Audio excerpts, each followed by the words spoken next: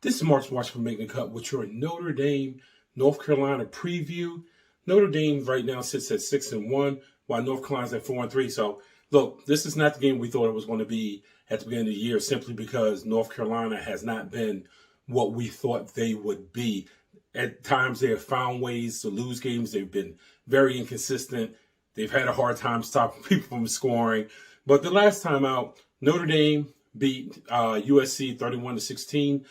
For the Carolina, again, I talk about their defense. They did beat Miami of Florida, but it was 45-42.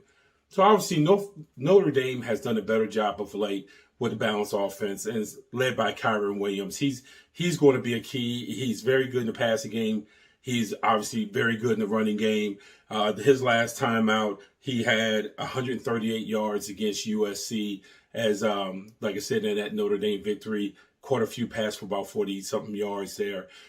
Micah Meyer also returned in the USC game, 5 receptions. And you have to hope in this case that it opens up the field for someone like Kevin Alston to allow Notre Dame to go down the field as they start to get balanced. And that's the thing that could be dangerous with Notre Dame, is that they're actually trending upwards. That offense is really, really starting to get cranked up.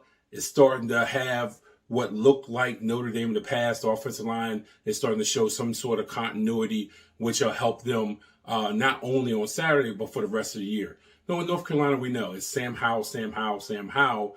What can Notre Dame do to contain Sam Howell on Saturday, especially with Kyle Hamilton being out? Well, it's going to start with the pass rush.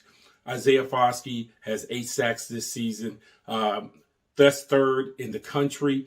He will be one of the keys for Notre Dame. The best thing for Notre Dame to do is to get pressure on Howell so he can't look down the field, because we know North Carolina is going to look down the field to try to stretch this field out. They're going to try to make this game into a shootout. This is where Notre Dame's balanced offense comes into play, and the ability to control the clock, control the pace of that game, and, maybe flip the field with a turnover or 2.